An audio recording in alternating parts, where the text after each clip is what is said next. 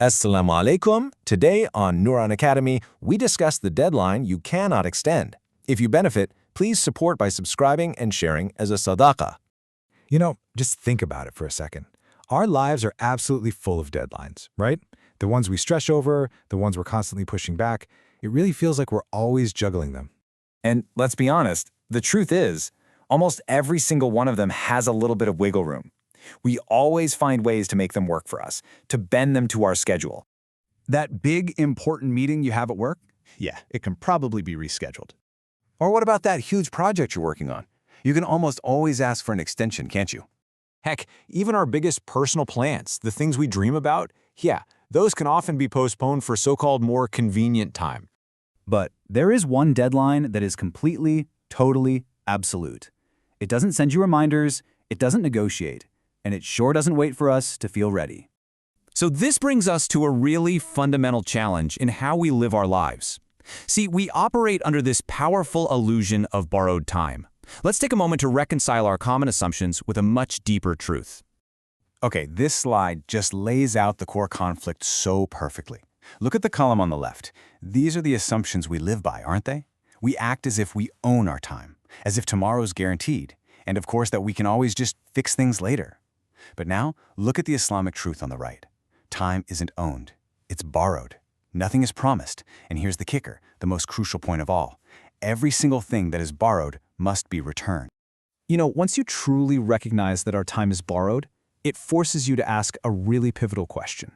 We talk all the time about finding balance, don't we? Balancing our dunya and our deen. But if our time here is so limited, if it's just on loan, is balance even the right goal? Maybe, just maybe, it's less about trying to balance two separate things and a whole lot more about setting a single, unified direction for our entire existence. It's kind of funny, isn't it? So many of us plan our careers with such meticulous detail, right down to the 5-year plan. Yet when it comes to preparing for the Akhirah, we delay it with excuses that sound so reasonable at the time. We tell ourselves, I'll focus on my deen later. Or, when life just settles down a bit. And the classic, when I have more time. But let's get real for a second. Life never truly settles, does it?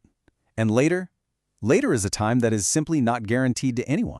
And that leads us to this, which is really the core message of our entire discussion. Just let this sink in for a moment. Success in Islam is not about balance. It is about direction. Think about that. It's not about juggling our worldly ambitions and our spiritual duties like there are these two competing forces. No, it's about making sure that every single part of our life, our work, our family, our goals, is all pointing in one single purposeful direction, towards Allah subhanahu wa ta'ala. So what's the real cost of all this postponement? To really see it, let's walk through a short story. Now, this isn't a tale of some great evil or anything like that. It's much simpler and maybe even more tragic. It's a story of delay. So I want you to imagine a good man, a respected man who worked really hard for his family. He always intended to do more for his faith. He was constantly on the verge of dedicating more time, more of his wealth, more of his focus. In his own mind, he was always almost ready. And then, one night, his deadline arrived, completely without warning. He went to sleep, and he just didn't wake up. His good intentions? Well, they were still there. But his opportunity to act on them? That was gone. Forever. See, his failure wasn't that he was an evil person. Not at all. His failure was procrastination. He simply postponed what mattered most, always waiting for that perfect moment to start, a moment that never came. And this, right here, is such a profound warning for any of us who believe we have an endless supply of tomorrows.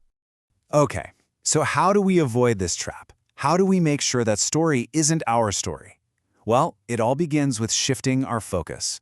We have to move from just accumulating things for this life to actively building a legacy for the next one. It's all about acting today for tomorrow that truly, eternally matters. Think about it. The dunya, our worldly life, it rewards speed. It values what you can acquire, your status, your wealth, your list of accomplishments. But the Akhirah, it operates on a completely different value system. It's not about speed, it's about priority. It's about putting Allah Azza wa Jal first. It doesn't value what you manage to keep for yourself, but what you are willing to give away for His sake. So this really builds into a practical, daily mindset we can adopt. The path of a successful believer isn't defined by good intentions for later. It's defined by immediate action. A successful believer doesn't wait for retirement to finally start living with purpose. No, they're building their legacy right now, while they're still breathing. They get it. They understand that time isn't weighed by how busy you are, but by the sincerity of the intention behind every single thing you do. And this brings us to a final, really personal moment of accountability. I want you to just pause and really consider this question.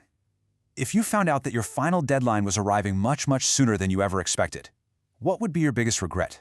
Would it be the unfinished career goals, the trips you never took? Or would it be the unfinished prayers, the charity you didn't give, the forgiveness you never sought? Because in the end, true success isn't defined by a long life that's just packed with worldly achievements. The greatest success, the absolute ultimate victory, is meeting our Creator, Allah subhanahu wa ta'ala, with our obligations fulfilled and with absolutely nothing left to postpone. Presented and created by Noron Studio.